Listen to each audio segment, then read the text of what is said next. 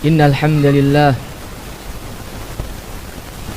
nahmaduhu ta'ala wa nasta'inuhu wa nastaghfiruh wa na'udzu billahi min shururi anfusina wa min sayyiati a'malina.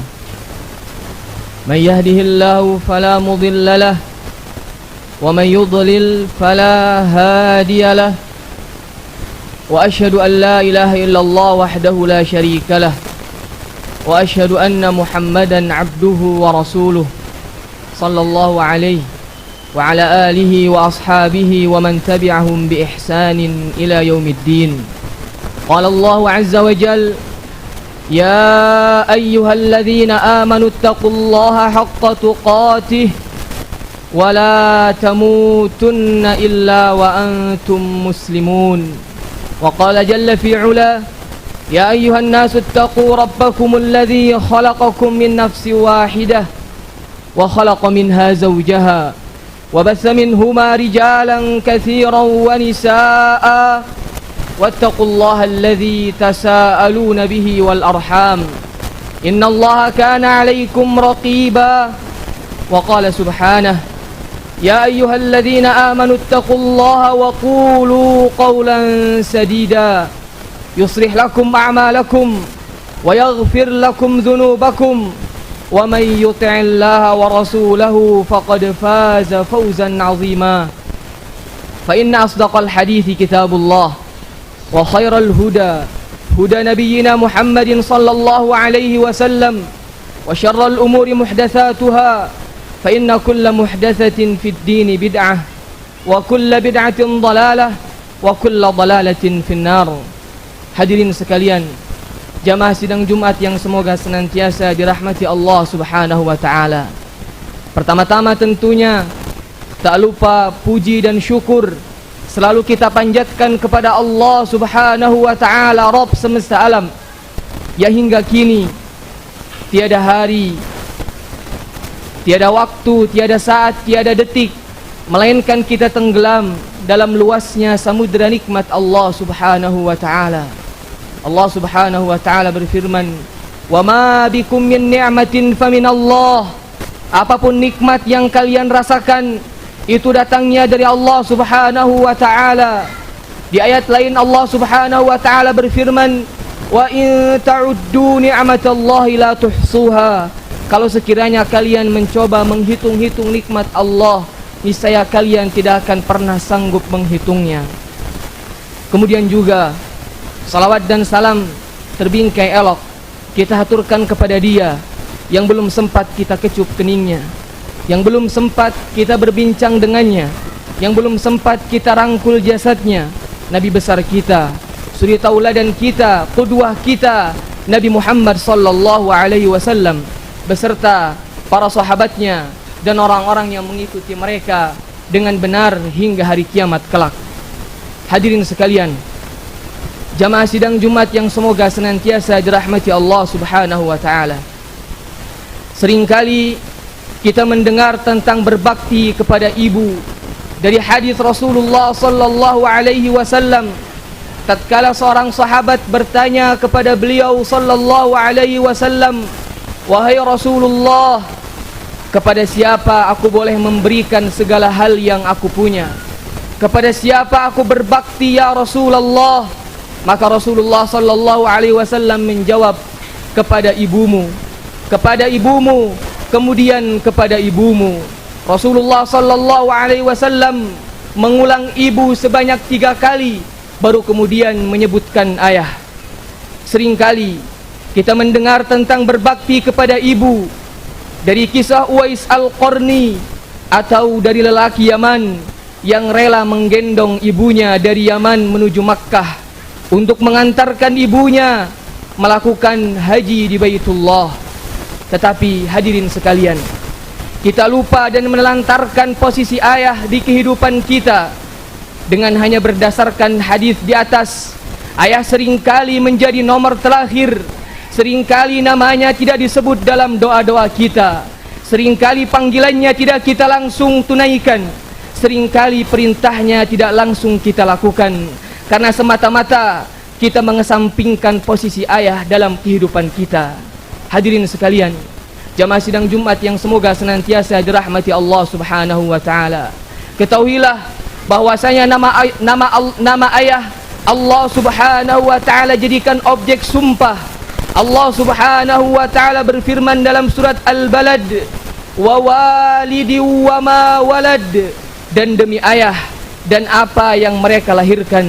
Dan tidaklah Allah Subhanahu wa taala bersumpah melainkan dengan perkara yang agung. Dan ketahuilah hadirin sekalian, bahwasanya ayah tidak melahirkan kita, tapi Allah Subhanahu wa taala sebut dalam sumpah tersebut dari apa-apa yang mereka lahirkan. Boleh jadi kita tidak keluar dari perut ayah kita, tapi kita berasal dari tetesan air maninya. Boleh jadi kita tidak berasal daripada perutnya, tapi kita bagian daripada jantung hatinya. Kita bagian daripada belayan jiwanya. Kita bagian daripada darah dagingnya. Hadirin sekalian, jamaah sidang Jumat yang semoga senantiasa dirahmati Allah Subhanahu wa taala. Dialah ayah yang mana Rasulullah sallallahu alaihi wasallam pernah bersabda, "Al-walidu awsatu abwabil jannah, fa'adhi' dzalikal bab aw ihfazhu." Rasulullah sallallahu alaihi wasallam pernah bersabda, ayah adalah pintu syurga yang paling tengah. Kalian bisa sia-siakan pintu itu atau kalian bisa menjaganya. Disebutkan oleh Al-Qadhi Iyad rahimahullahu taala bahwasanya maksud pintu jannah yang paling tengah adalah pintu yang paling bagus dan yang paling tinggi di syurga. Maka wahai hadirin sekalian, siapa yang hendak meraih syurga yang luasnya seluas langit dan bumi, yang ingin meraih kenikmatan yang sempurna lagi abadi, di hadapanmu ada pintu syurga yang terbuka lebar. Berbaktilah kepada ayahmu. Hadirin sekalian, jamaah sidang Jumat yang semoga senantiasa dirahmati Allah Subhanahu wa taala. Bukankah pernah datang kepada kita semua kisah seorang sahabat Nabi sallallahu alaihi wasallam yang mengadukan ayahnya kepada Rasulullah sallallahu alaihi wasallam. Lantas Rasulullah sallallahu alaihi wasallam pun memanggil ayah tersebut dan bertanya tentang aduan anaknya. Maka ayah tersebut menjawab pertanyaan Rasulullah sallallahu alaihi wasallam dengan untaian-untaian bait syair yang indah. Beliau menjawab, "Ghadawtuka mauludan wa manantuka yafi'a, tu'allu bima ajni 'alaika wa tanhalu." Aku yang mengasuhmu ketika bayi, duhai anakku, dan aku yang memenuhi kebutuhanmu ketika remaja. Engkau nikmati dan reguk jerih payahku sepuasmu. Idza lailatun dhafatka bisaqmi lam abid, lisukmika illa sahiran atamalmalu. Duhai anakku, bila engkau sakit di malam hari, maka aku tidak bisa tidur lantaran sakit yang engkau derita, kecuali dalam keadaan gelisah. Ka'anni anal matruqu dunaka billadhi tarakta bihi duni fa'inaya tahmalu. Seakan-akan akulah yang sedang sakit dan engkau bukan sedang sakit, wahai anakku. Kedua mataku pun tak kuasa mengalirkan air matanya. Takhafur rada nafsi alaika wa innaha la ta'lamu annal mauta waqtun muajjalu. Aku mengkhawatirkan kematianmu, duhai anakku, padahal aku yakin ajal itu ada waktu kepastiannya. Falamma balagta as-sinna wal ghayata allati ilaiha mada ma fika kuntu amilu. Tatkala engkau sudah mencapai dewasa dan telah menggapai cita-citamu yang dulu engkau harapkan, ja'alta jazai ghilzatan wa fadhadhatan ka'annaka antal mun'imul mutafaddilu. Engkau membalas budi baikku dengan sikap keras dan kata-kata kasar, duhai anakku, seakan-akan engkaulah yang berbuat baik dan berjasa kepadaku. Maka tatkala Rasulullah sallallahu alaihi wasallam mendengar jawaban tersebut, Rasulullah sallallahu alaihi wasallam menarik kerah sahabat tersebut, lantas mengatakan, "Anta wa maluka li abik."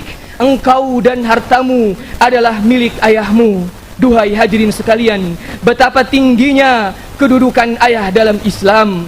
Maka hadirin sekalian, jamaah sidang Jumat yang semoga senantiasa dirahmati Allah Subhanahu wa taala, dialah ayah yang rela terjaga di malam hari demi keinginan kita. Dia yang rela untuk lapar demi kenyangnya kita. Dia yang rela untuk berkeringat demi bahagianya kita. Ayah yang boleh jadi tidak pernah menyampaikan pesan rindunya kepada kita, karena keluh lisannya menyampaikan pesan tersebut kepada kita. Namun bukankah ayah adalah cahaya bagi kehidupan dan pelita bagi kegelapan, yang sosoknya senantiasa menghibur tatkala kita pilu dan lara? Maka pada hari ini, mulai pada hari ini, berbaktilah kepada ayahmu, teleponlah mereka, tanyakanlah kabar mereka, jenguklah mereka, pijatlah kakinya yang selama ini digunakan untuk mencari rezeki-rezeki Allah Subhanahu wa taala. Kecuplah keningnya yang seringkali berkeringat, usaplah rambutnya yang kini telah beruban. Betapa sering kita tidak panggil namanya dalam doa-doa kita, betapa sering kita tak kunjungi tubuhnya yang sudah mulai tua renta. Lihatlah keriputnya, lihatlah duduknya yang sudah tidak lagi nyaman, lihatlah tidurnya yang sudah lagi tidak nyenyak, lihatlah badannya yang tidak lagi tegak, yang telah dihinggapi berbagai macam penyakit. Lihatlah betapa besar pengorbanan ayahmu kepadamu, tetapi kita mengabaikan perintah-perintahnya. Hadirin sekalian, jamaah sidang Jumat yang semoga senantiasa dirahmati Allah Subhanahu wa taala, ketahuilah, boleh jadi ayahku dan ayahmu tidaklah selembut Nabi Ibrahim alaihissalam, tapi ingatlah dirinya tidak sedurjana Fir'aun. Boleh jadi ayahku dan ayahmu tidaklah sedermawan sahabat Abu Bakar, tapi dia tidak sekikir Haman dan Qarun.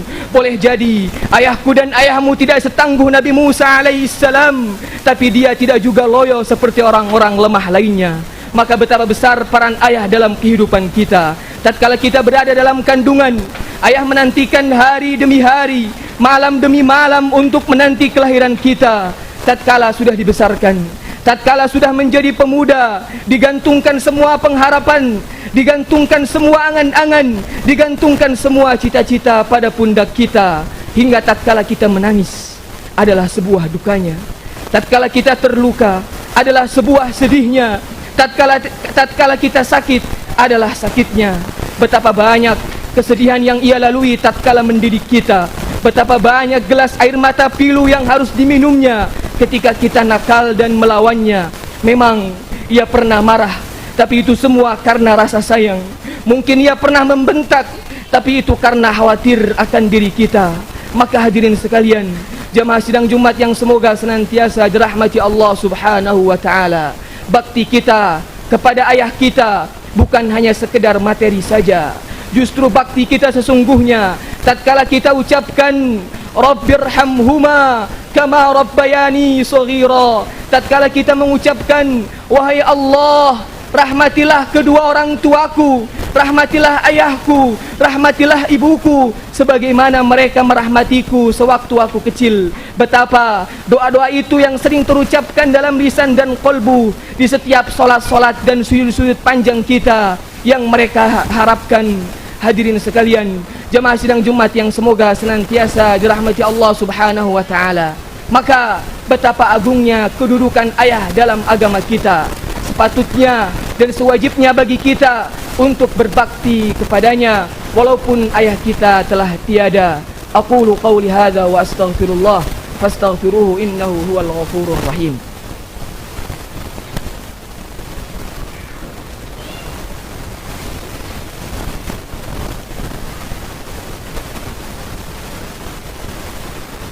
Alhamdulillah hamda hamda wa syukru lahu tawalian wa tatra, lahul hamdu wa syukru kulluh, nahmaduhu wa nastaghfiruhu wa natubu ilaih wa nas'aluhu mazidal fadli ladaih. Allah Subhanahu wa ta'ala berfirman, wa qada rabbuka alla ta'budu illa iyyah wa bil walidaini ihsana.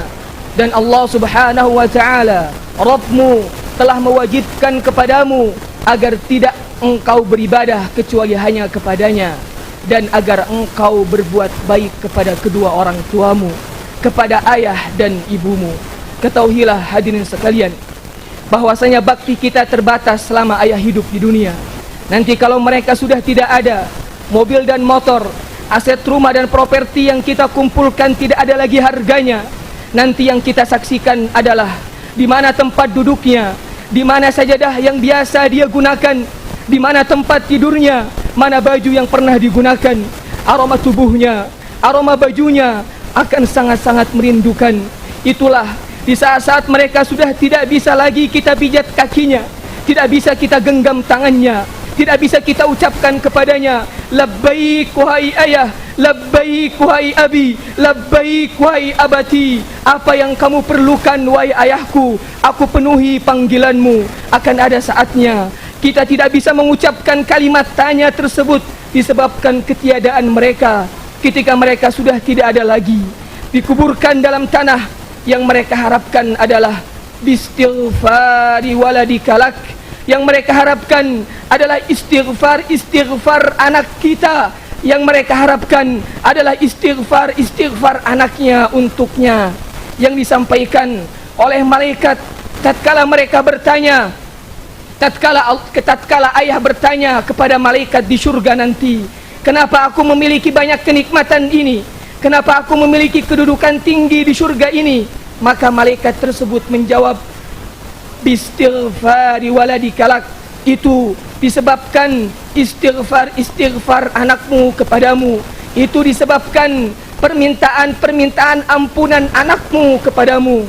Maka hadirin sekalian, jemaah sidang Jumat yang semoga senantiasa dirahmati Allah Subhanahu wa taala. Bukankah cucu boleh jadi lupa kepada kakeknya? Bukankah kawan boleh jadi lupa kepada kawannya? Bukankah kerabat boleh jadi lupa kepada kerabat-kerabat lainnya?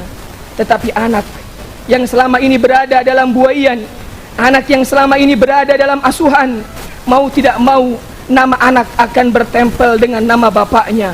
Meskipun kita tidak ridha dengan memiliki dia sebagai ayah kita, tapi tetaplah dia sebagai ayah kita, yang mana kita diasuhnya, yang mana kita dibesarkannya, yang kita diajarkan keberanian, diajarkan dalam mengarungi kehidupan, diajarkan dalam berbagai hal yang seringkali kita luput dan lalai.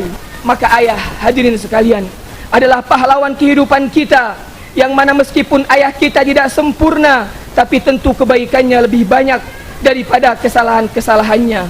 Maafkanlah ayah, karena engkau pun, kalian pun, kita pun, saya dan anda adalah seorang ayah, atau yang nantinya akan menjadi seorang ayah yang memiliki anak yang nantinya punya keturunan.